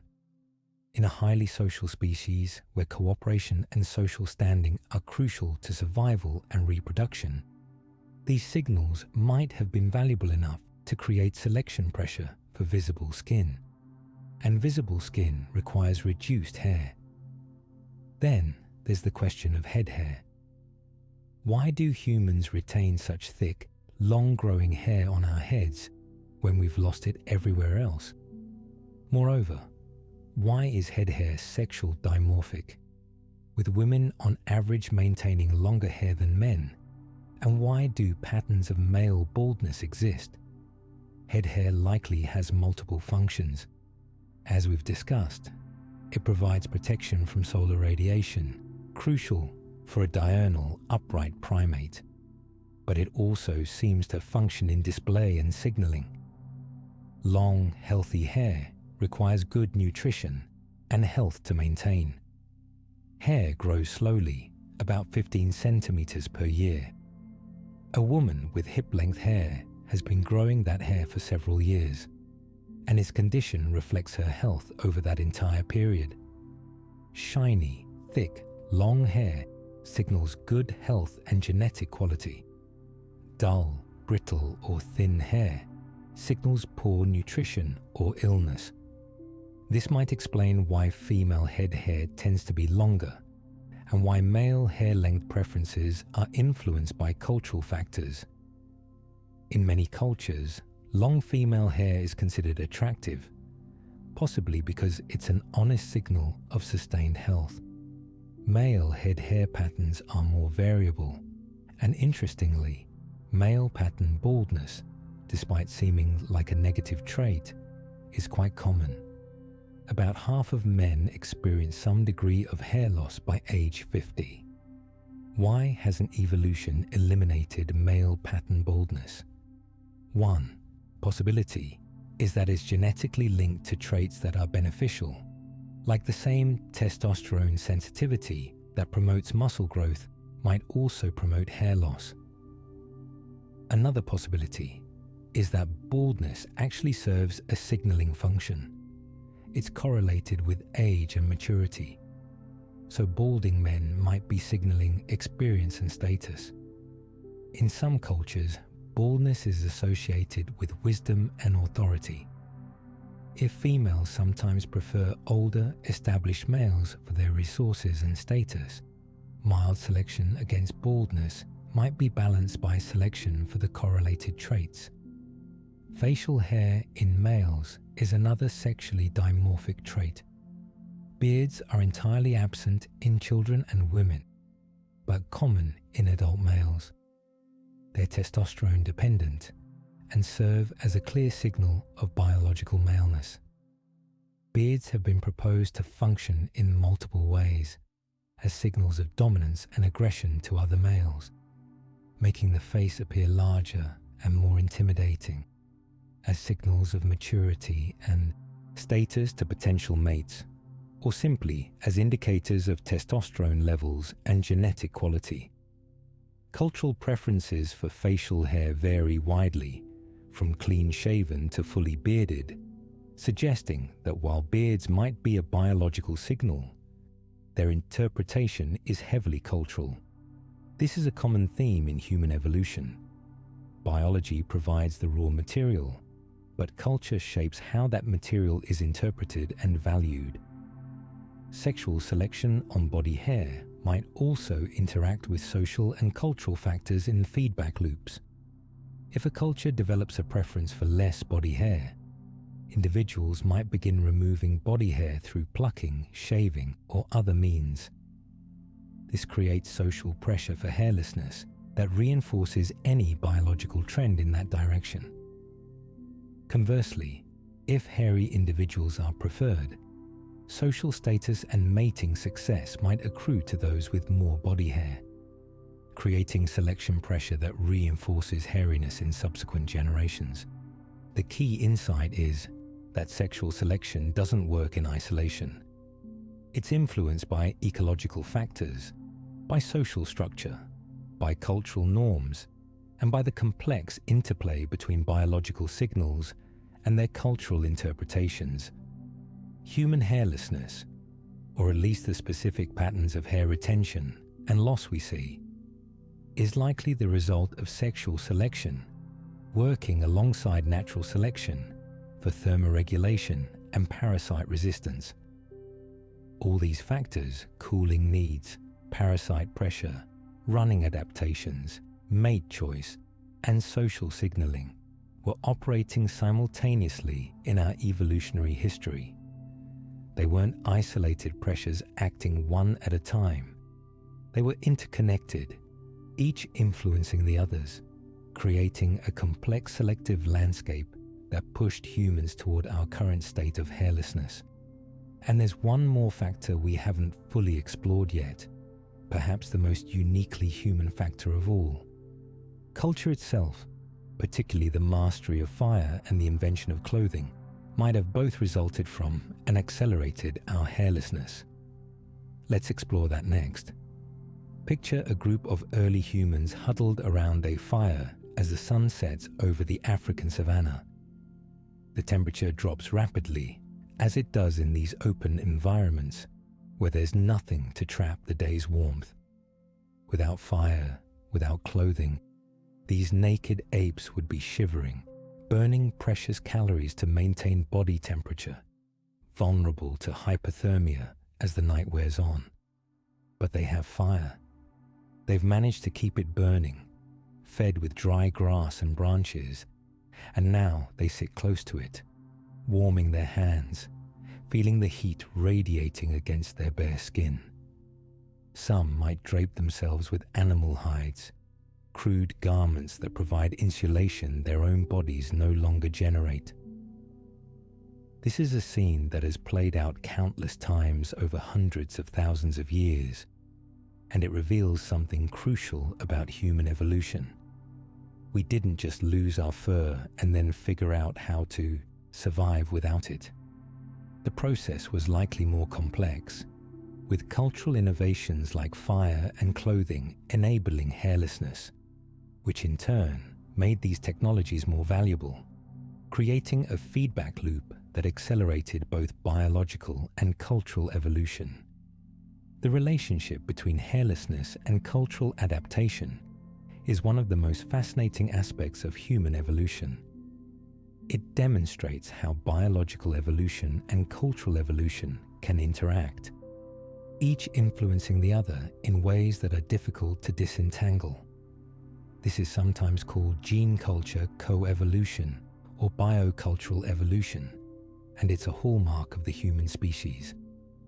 Unlike other animals whose evolution is primarily biological, humans have increasingly been shaped by the interaction between our genes and our culture. Let's start with fire. The controlled use of fire is one of humanity's most significant achievements. It provides warmth, protection from predators, light to extend activities into darkness. Edishama means to cook food, which increases caloric availability and reduces disease risk, and a social focus around which groups can gather.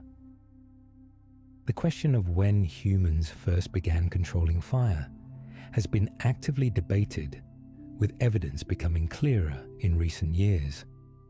While some sites suggest possible fire use going back 1.5 million years or more, these early claims remain controversial. Evidence of humans regularly using fire, meaning maintaining and tending fires that may have started naturally from lightning strikes, appears much earlier than evidence of humans creating fire from scratch. The distinction matters. Using fire means collecting burning embers from natural sources and keeping them alive. Making fire means generating flames through techniques like striking rocks together or friction. Recent archaeological discoveries from Barnum in eastern England, published in 2025, found compelling evidence of fire-making dating back 400,000 years ago.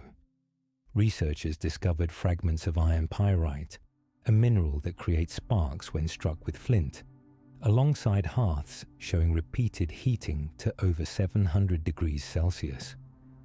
This represents the oldest definitive evidence of controlled fire-making, where humans could create fire on demand, rather than just maintaining naturally occurring flames. Regardless of the exact timing, the mastery of fire had profound implications for human evolution. For our purposes, the most relevant impact is on thermoregulation. With fire, hairless humans could survive cold nights and temperate or even cold climates without the insulation that fur provides. Based on the timeline of both hair loss and fire use, it appears that fire would have removed a major constraint on hairlessness. If early humans had already begun losing their fur for thermoregulation or parasite resistance reasons, fire would have made this transition more viable by compensating for the loss of insulation during cold periods. But there's a deeper interaction here. Once fire became a regular part of human life, selection pressures might have actually favored hairlessness. Fire is dangerous. Hair is flammable. A heavily furred primate leaning over a fire to cook food or reaching across flames to add fuel is at risk of accidentally igniting their coat. Anyone who's ever singed the hair on their arm while lighting a stove knows this risk, and it would be much more severe with a full coat of fur. A flash fire in body hair could cause severe burns, infection, and death. So paradoxically, the very tool that allowed hairless humans to survive cold conditions might have created selection pressure for even less hair. Individuals with reduced body hair would have fewer fire-related accidents, reducing injuries and improving survival. Over time, this could reinforce the trend toward hairlessness. This is the feedback loop in action. Hairlessness enables a behavior using fire, which then creates selection, pressure for more hairlessness. A similar argument can be made for clothing. The earliest direct evidence of clothing comes from body lice, which, as we discussed earlier, diverged from head lice between 70,000 and 170,000 years ago. But clothing itself might be older, and indeed, it must have been adopted before humans could migrate into truly cold climates. Anatomically modern humans reached Europe and Northern Asia by 40,000 years ago, and Neanderthals were living in Ice Age Europe long before that. Neither could have survived these environments naked. Clothing, like fire, compensates for the loss of fur. It provides insulation, protection from the elements, and crucially, it's adjustable. You can add layers when cold, remove them when hot, something fur doesn't allow. This flexibility is a huge advantage in environments with variable temperatures or when activity levels change. A hunter who's working hard and generating heat can remove clothing to cool down, then put it back on when resting. This level of control over thermoregulation is impossible with a fixed fur coat. But clothing also changes the equation for hairlessness. Once humans began wearing clothes regularly, body hair became largely redundant for insulation. Any slight thermoregulatory benefit it provided was now being provided, and provided better, by clothing. This might have removed the last constraint preventing complete hairlessness. If there was any residual selection pressure maintaining body hair for insulation purposes, clothing would have eliminated it. Moreover, clothing might have created its own selection pressure for hairlessness, similar to fire. Clothes and body hair don't mix well. Hair can get caught in crude stitching or knots in hides. It can create friction and discomfort, especially when the clothing gets wet. And most significantly for our earlier discussion of parasites, clothing provides an alternative habitat for lice. Once humans started wearing clothes regularly, body lice could evolve to exploit this new niche, as they indeed did. But these lice still prefer to feed on bare skin, as anyone unfortunate enough to have experienced lice infestation knows. So clothing works best on hairless skin, creating another feedback loop favoring hairlessness. The evidence from body lice is particularly compelling here. The fact that body lice diverged from head lice sometime in the last 170,000 years tells us that clothing must have been in regular use by then. But it also tells us something else. for body lice to successfully specialize in clothing rather than body hair, humans must have already been sufficiently hairless. If we still had thick body hair, the lice wouldn't have needed to adapt to clothing. They could have just stayed in the fur. So the timing of the body lice divergence gives us a maximum date for functional hairlessness by 170,000 years ago, and probably considerably earlier, humans were hairless enough that lice needed an alternative habitat. This ties into the broader picture of human evolution during this period. Anatomically modern Homo sapiens emerged in Africa around 300,000 years ago, though behavioral modernity, complex language, sophisticated tools, art, didn't fully appear until later, perhaps around 70,000 to 100,000 years ago. This is roughly the same period when clothing appears, based on the lice evidence. It's tempting to see these developments as connected. Hairlessness is complete or nearly so. Clothing is adopted to compensate. And this clothing, along with other cultural innovations, enables humans to expand their range dramatically, eventually populating nearly every terrestrial environment on Earth. But cultural evolution didn't just compensate for hairlessness. It also changed the selection pressures acting on hair in complex ways. Consider the social and symbolic dimensions of clothing. Humans don't just wear clothes for warmth or protection. We wear them for modesty, for status signaling, for group identification, for aesthetic reasons. Clothing becomes a form of communication, a way of displaying identity, wealth, role, or cultural affiliation. In this context, body hair becomes less relevant for social signaling. Instead of using hair patterns, color, or style to signal identity, humans use clothing. This might have reduced sexual selection pressure on body hair patterns since these patterns are now hidden. Or it might have shifted that pressure to the hair that remains visible, particularly head hair, which in many cultures is not covered or is covered in ways that still allow for styling and display. Head hair, facial hair in males, and to some extent pubic hair in contexts where it's visible, became the primary sites for hair-related social signaling. This might explain why these regions retained hair while the rest of the body lost it. They're the parts that remained visible and therefore relevant for social interaction, even after clothing was adopted. There's another cultural dimension worth considering. Grooming and appearance management became increasingly important in human societies. Unlike other apes who groom primarily to remove parasites, humans groom for social and aesthetic reasons. We style hair, remove unwanted hair, clean our skin, apply cosmetics. These practices, found in virtually every human culture, suggest that appearance has been under strong social and sexual selection. Hairlessness facilitates this kind of detailed appearance management. It's much easier to maintain and display clean, healthy-looking skin when it's not covered in hair. It's easier to apply decorative paints or cosmetics to bare skin. And paradoxically, it's easier to manage and style the hair you do have on your head or face when it's not competing with hair everywhere else for attention. So cultural practices around grooming and appearance might have reinforced biological trends toward hairlessness, creating yet another feedback loop. Let's also consider the geographic spread of humans and how that interacted with hairlessness.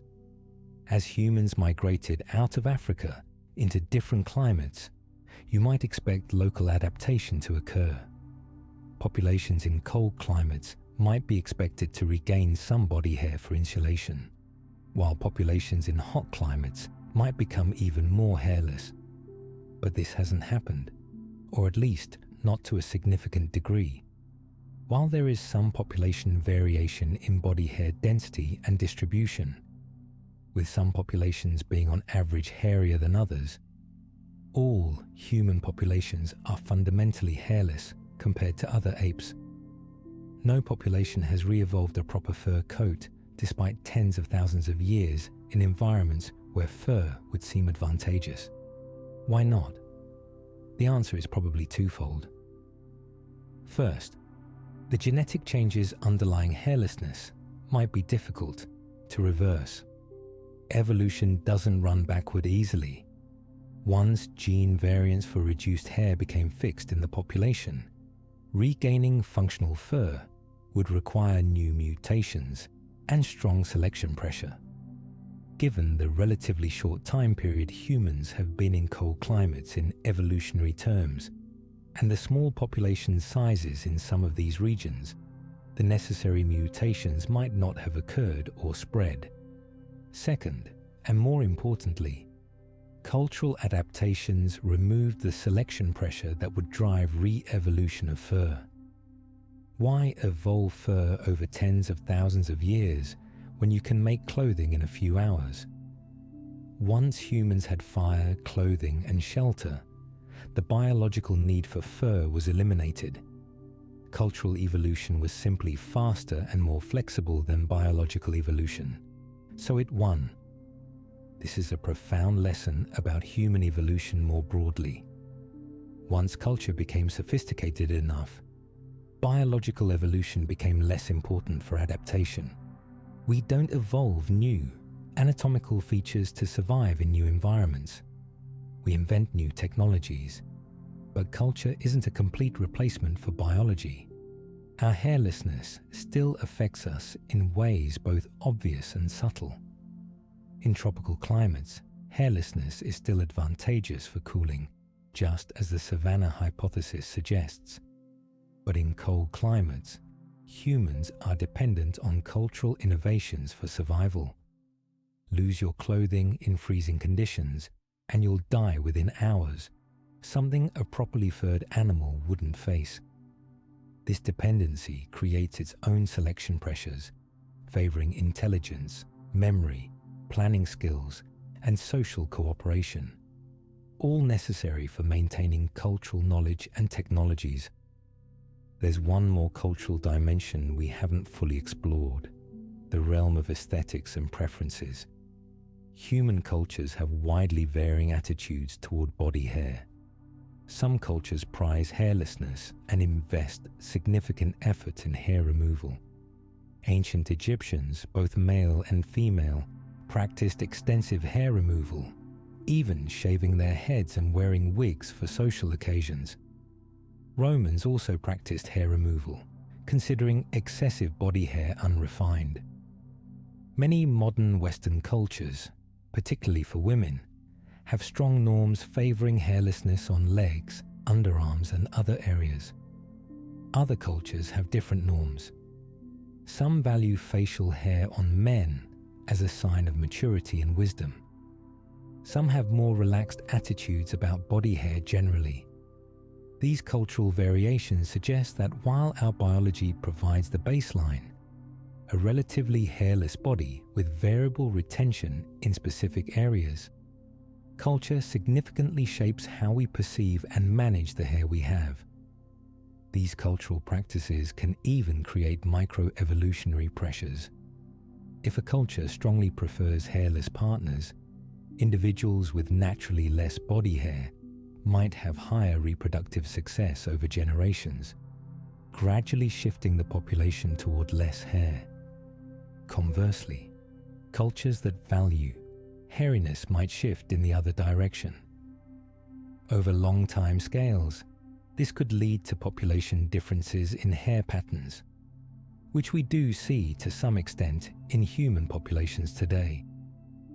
The interplay between biology and culture in human hairlessness is complex and bidirectional. Biological evolution toward hairlessness enabled certain cultural innovations and was enabled by others. Cultural practices then shape further biological evolution through sexual selection and social pressures. And the result is the peculiar creature we are today, a nearly naked ape who survives through intelligence, cooperation, and technology, rather than through fur. This biocultural perspective is essential for understanding human evolution. We can't separate our biology from our culture. They've been evolving together for millions of years, each shaping the other. Hairlessness is just one example, but it's a particularly clear one of how this process works. Our lack of fur isn't just a biological trait, it's a biocultural trait, one that reflects both our ecological history and our cultural innovations. With this understanding of how culture and biology interact, let's turn to the hard evidence. What does genetics tell us about when and how hairlessness evolved? Can we trace the genes responsible and determine when they became prevalent? The answer, it turns out, is fascinating and provides some of the most concrete evidence we have about the timing and mechanisms of human hair loss. When trying to understand why humans evolved a particular trait, one of the most powerful approaches is comparative biology. Look at other species that evolved the same trait independently and ask, what do they have in common? What ecological pressures did they face? What problems were they solving? By examining other hairless or nearly hairless mammals, we can test whether our hypotheses about human hairlessness make sense and whether there might be factors we haven't considered. Hairlessness has evolved multiple times independently in the mammalian lineage. Each case provides a natural experiment that can illuminate the evolutionary forces at play. Let's survey some of the most interesting examples. Starting with our closest relatives, the great apes, we can immediately see that humans are the odd ones out. Chimpanzees, bonobos, gorillas, and orangutans all have substantial body hair. Even the areas of their bodies that appear less hairy are actually covered in fine hair that's much more visible and substantial than human vellus hair. So within the ape family, hairlessness is uniquely human, or at least taken to a much greater extreme than in any other ape. But moving beyond apes, hairlessness appears in several unrelated mammalian groups. The most obvious are the marine mammals. Whales and dolphins are completely hairless, except for a few vestigial whiskers in some species.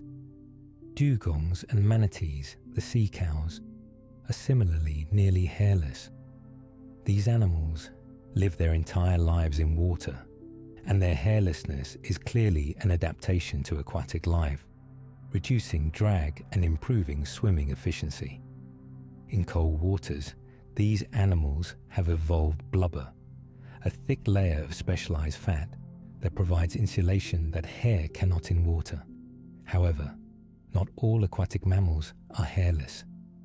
Seals, sea lions, otters, polar bears, and other semi-aquatic or fully aquatic mammals retain thick fur. Sea otters, as mentioned earlier, have extraordinarily dense fur that traps air for insulation. So hairlessness is not a universal consequence of aquatic life. Whether hair is retained depends on water temperature, body size, how much time is spent in versus out of water, and feeding ecology.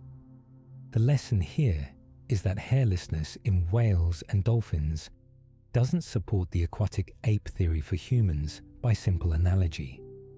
The ecological situations are completely different. Whales are fully aquatic and have been for millions of years, evolving streamlined, bodies optimized for swimming. Humans are clearly terrestrial bipeds who occasionally swim. The fact that both are hairless doesn't mean they evolved hairlessness for the same reasons. Moving to terrestrial mammals, we find several hairless or nearly hairless species, and these are more relevant comparisons for humans. The most famous is probably the naked mole rat. Native to East Africa, these peculiar rodents live in underground colonies and are almost completely hairless, with just a few sensory hairs. Why? The leading hypothesis is thermoregulation. Living underground in tropical East Africa, temperatures are high and relatively stable, and the burrows are humid. Fur would provide no benefit and might actually cause overheating. The naked mole rat's hairlessness is likely an adaptation to its specific underground environment. Interestingly, naked mole rats also have reduced metabolic rates and are somewhat poikilothermic, meaning their body temperature varies more than is typical for mammals. They huddle together for warmth in cooler conditions and disperse in warmer conditions. So their hairlessness is part of a broader suite of thermoregulatory adaptations to a very specific lifestyle. Another hairless mammal is the elephant. Elephants have very sparse body hair, just scattered bristles, and essentially bare skin. Why? The leading hypothesis is thermoregulation. Elephants are huge, and the square cube law creates problems. Volume, which determines heat production, increases with the cube of linear dimensions, while surface area, which determines heat loss, increases only with the square. This means larger animals have proportionally less surface area for their volume, making heat dissipation difficult. Elephants generate enormous amounts of metabolic heat, and they live in hot climates, Africa and South Asia. Fur would interfere with heat loss, so they've lost most of their hair. They compensate with other cooling strategies, large ears that act as radiators dissipating heat as blood flows through them, bathing in water and mud, and behavioral thermoregulation like seeking shade during the hottest parts of the day. Elephant hairlessness is clearly a thermoregulatory adaptation related to large body size in a hot environment. Rhinoceroses and hippopotamuses show similar patterns, sparse hair or nearly bare skin in large-bodied mammals living in hot climates. Hippos spend much of their time in water, which provides cooling. But even on land, their hairlessness makes sense given their size and environment. Pigs are another example. Domestic pigs and wild boars have relatively sparse hair compared to other mammals of their size, and domestic pigs bred for meat production often have even less. The lack of sweat glands in pigs means they rely on behavioral thermoregulation, wallowing in mud to cool down, and reduced hair helps with this by allowing better heat transfer through the skin. Moving to smaller mammals, we find hairless breeds of dogs and cats. These are not natural evolved hairlessness, but rather the result of human selective breeding. The Mexican hairless dog, Chinese crested, Sphinx cat, and others were bred for their unusual appearance. The genetic mutations causing hairlessness vary. Some suppress hair growth entirely. Others cause hair to fall out shortly after growth. Owners of hairless pets often note they require special care. Clothing in cold weather, sunscreen in intense sun, and they can be more prone to skin conditions. This suggests that hairlessness in small mammals comes with trade-offs that must be managed. What can we learn from these comparisons? Several patterns emerge. First, hairlessness in large mammals is often associated with thermoregulation in hot climates, supporting the thermoregulation hypothesis for humans. Elephants, rhinos, and hippos lose hair to help dump heat, just as humans are hypothesized to have done. Second, hairlessness in aquatic mammals is about streamlining and hydrodynamics when combined with blubber for insulation. This is not relevant to humans given our clearly terrestrial adaptations. Third, hairlessness in underground mammals like naked mole rats relates to the specific thermal environment of burrows. Again, not directly applicable to humans, but it does show that thermoregulation is a common driver of hair loss. Fourth, hairlessness in small mammals tends to come with costs that require behavioral or cultural compensation, like the clothing needed for hairless dogs in cold weather. This parallels the human situation where clothing and fire are necessary to compensate for lost insulation. Fifth, no other terrestrial mammal combines hairlessness with high-density equine sweating the way humans do. This is unique to our lineage and suggests that this combination evolved specifically for our ecological niche, active endurance activities in hot conditions. So the comparative evidence broadly supports the thermoregulation hypothesis while undermining the aquatic ape theory.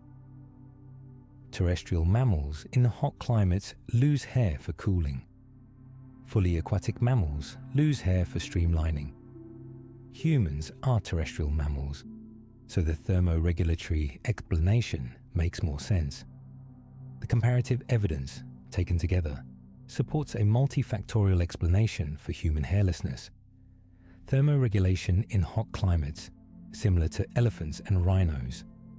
Parasite reduction, unique in degree if not in kind. Sexual selection and social signaling, leveraging our uniquely visible skin. And cultural compensations, fire and clothing, that removed constraints and possibly accelerated the process. No single explanation is sufficient, but together they paint a coherent picture. So here you are, sitting or lying down, probably indoors, probably clothed, possibly with a blanket nearby if it's cold. Your naked skin, this unusual evolutionary inheritance, is mediating your relationship with the environment in ways you rarely think about. But that naked skin has consequences, both beneficial and detrimental, that affect your health and daily life in countless ways. Understanding the modern implications of our hairlessness helps complete the picture of why this trait evolved and why it continues to matter. The naked ape, as Desmond Morris called us, is one of evolution's most peculiar experiments. We stand alone among primates, among most mammals really, in our bare skin. This nakedness made us vulnerable in some ways, requiring cultural innovations to compensate. But it also made us capable in others, allowing us to run farther, cool more efficiently, see each other more clearly, and perhaps even think more complexly about ourselves and our place in nature. Your arm, the one you looked at way back at the beginning, is still there, still naked. Now you know why. Not because of a single event or a single gene, but because of millions of years of evolution, responding to multiple pressures in a changing world. Every hair follicle on your body, whether producing visible terminal hair or barely visible vellus hair, carries this history. Every sweat gland that keeps you cool on a hot day is part of the package that came with losing our fur. Every time you shiver in the cold and reach for a blanket, you're experiencing the trade-off that our ancestors made when they stepped out of the forests and onto the hot savanna. So if you found this deep dive into human hairlessness educational, if it helped you fall asleep or kept you awake thinking, go ahead and like this video. Subscribe if you want more explorations of human biology, evolution, and the fascinating stories written in our genes and our history. And let me know in the comments where you're listening from and what aspect of human evolution you'd like to explore next. There's always another mystery waiting to be unraveled, another question about why we are the way we are. Sweet dreams, fellow naked apes.